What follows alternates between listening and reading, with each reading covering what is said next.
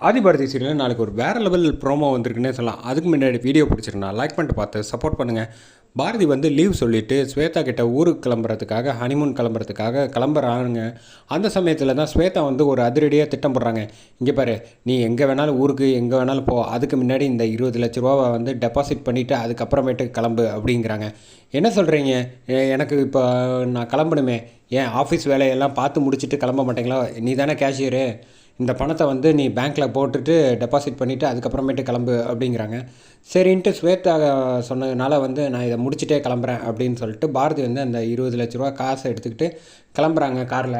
அதே சமயத்தில் இந்த பக்கம் ஸ்வேதா வந்து ஃபோனை போட்டு சொல்லிடுறாங்க ரவுடிங்க எல்லாருக்கிட்டேயும், இந்த மாதிரி பணத்தை எடுத்துகிட்டு வருவா, அவகிட்டேருந்து வந்து காசை எடுத்துக்கிட்டு எப்படியாவது தப்பிச்சு ஓடிடுங்க, அதுக்கப்புறமேட்டுக்கு நான் அவளை வேலையை விட்டு தூக்கிடுவேன், அதுக்கப்புறம் யாருமே வந்து என்னை எதுவும் கேட்க முடியாது, ஆதி மாமாவே நினச்சாலும் அவள் வந்து வேலையில் தப்பு பண்ணிட்டா, அதனால் நான் வேலையை விட்டு தூக்கினேன் அப்படின்னு சொல்லிடலாம். பக்கம் பாரதி வந்து காரில் வந்துக்கிட்டு இருக்காங்க. அதே சமயத்தில் இந்த பக்கம் கரெக்டாக வந்து ரவுடிங்க ஸ்வேதா அனுப்பின ஆளுங்க எல்லோரும் வந்துடுறாங்க. வந்தோன்னே வந்து காரை நிப்பாட்டணுன்னா டிரைவர் மட்டும் இறங்கி பேசுகிறாப்புல, என்ன ஏன் நினச்சிட்டு இருக்கீங்க அப்படின்னோடனே, எதுக்கு வழியை நிப்பாட்டுறீங்க அப்படிங்கிறப்ப, யோ பேசாமல் போயிடு அவ்வளோதான் சொல்லுவேன் அப்படின்னு மிரட்டுறாங்க டிரைவரை. அதுக்கடுத்தது வந்து கையில் உள்ள பொருளை பார்த்துட்டு, மேடம் நீங்கள் தயவு செஞ்சு வண்டியில் விட்டு இறங்காதீங்க அப்படின்னு சொல்லிடுறாப்புல. ஓ அந்தளவுக்கு உனக்கு திரும்புறா அப்படின்னு சொல்லிட்டு டிரைவரை தள்ளி விட்டுறாங்க. தள்ளி விட்டோன்னே பாரதி வந்து இதுக்குள்ளே சுதாரிச்சுக்கிட்டு அந்த கரெக்டாக வந்து அந்த கேஷை வந்து காருக்கு இதுக்கு அடியில் சீட்டுக்கு அடியில் ஒளிச்சு வச்சிடுறாங்க.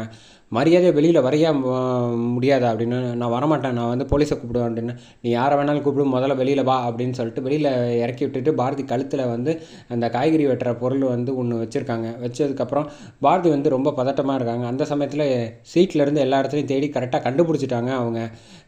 ஸ்வேதாவோட ஆளுங்க காசை எடுத்துக்கிட்டு பாரதியை தள்ளி விட்டுறாங்க. கையில் வந்து அடிப்படுது.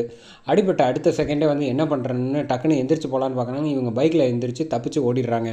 ஸ்வேதா கிட்ட இந்த வந்து காசு எல்லாத்தையும் எடுத்துகிட்டு வந்து கொடுத்துருவாங்க எப்படியும். ஆனால் பாரதி மேலே தான் பழி உழுவுற மாதிரி கொண்டு போவாங்கன்னு நினைக்கிறேன். ஏன்னா அவங்க அம்மா வந்து காசு வேணும்னு கேட்டிருந்தாங்க. ஆதிக்கிட்டேருந்து தெரியாமல் சமாளிக்கிறாங்க. ஒருவேளை பாரதி கிட்ட வந்து ஆதி வந்து தெரியாமல் வார்த்தையை விட்டுறலாம்.